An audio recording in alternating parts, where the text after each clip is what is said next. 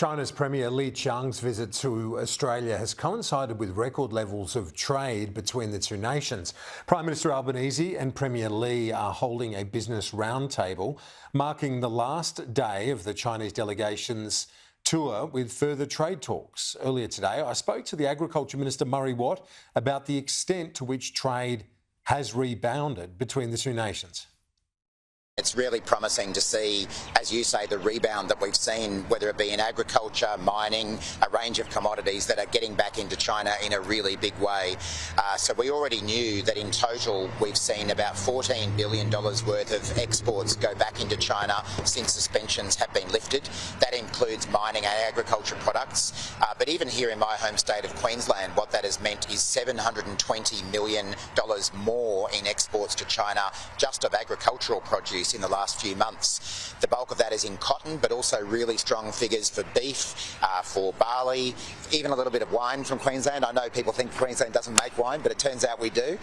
And some of that is going back into China, which is terrific news. So I guess these figures are again another sign that the stabilisation of our relationship with China that the Albanese government has delivered is delivering real dividends for Queensland farmers and farmers nationwide.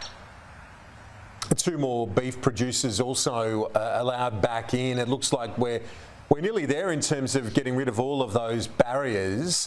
What's the latest when it comes to lobster exports? I think that's one of the last hurdles, isn't it? Yeah, that's right, Kieran.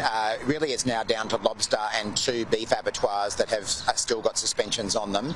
We have consistently lobbied, really, since we took office a couple of years ago, to have all suspensions removed, even these remaining ones. These issues were again raised by the Prime Minister, myself and others yesterday. So the Chinese government is under no illusion that we want to see those suspensions lifted. It's been a really big impact on lobster producers and these abattoirs to lose what is a premium market. Many of them have adjusted and tried to find other markets, but nothing really compares with the premium, particularly in lobster, that China provides. So we're very hopeful that as a result of this visit that we will see those remaining suspensions lifted soon. There was a bit of an incident with my colleague Cheng Lei, some of the embassy officials trying to block a camera vision and line of sight to her. The Prime Minister called this clumsy and ham-fisted. Should the ambassador at least apologise for that?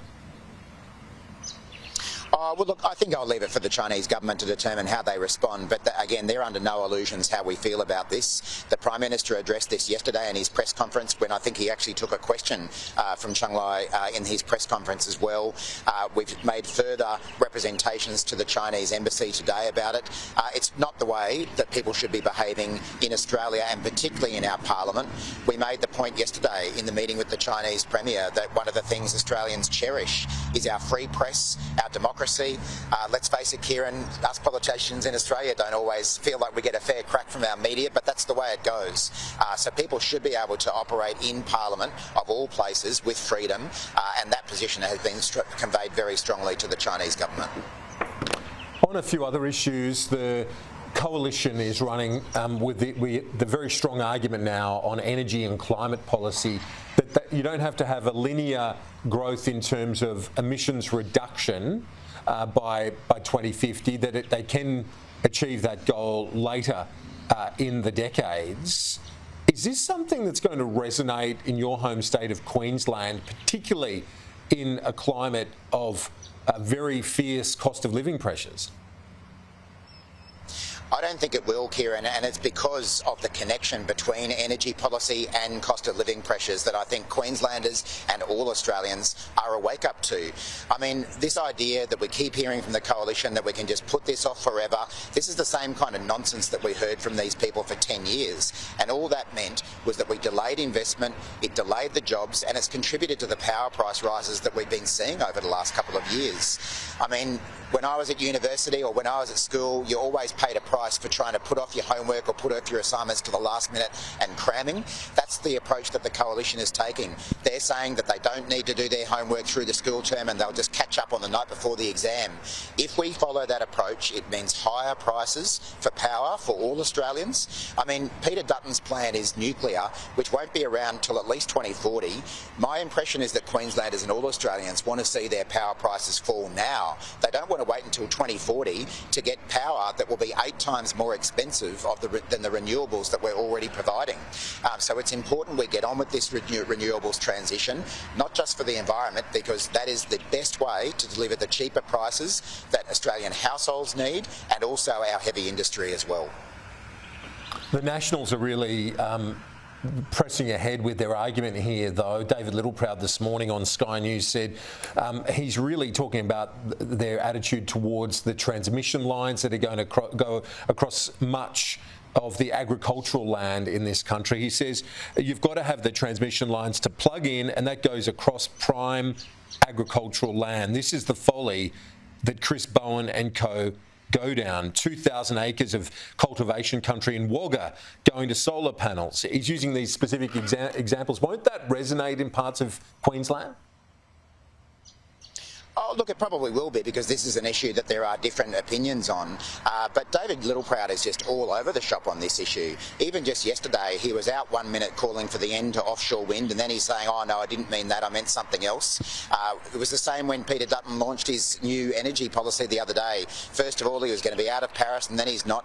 These people don't know what they're talking about. They don't know what their policy is. And again, the big risk in all that is that it endangers the investment and the jobs that are coming now and will continue to come from investment in renewable energy, not to mention the extra, the lower power prices it will generate. This point about transmission lines, I mean, are they going to set up nuclear reactors without transmission lines? How's that going to get the power through to the network that we need? You're going to have similar issues with nuclear, along with much more expensive power, the risk of environmental waste, and of course the risk of blackouts, because we know that their policy won't come online until about 2040, when we've got coal-fired power stations closing between now and then.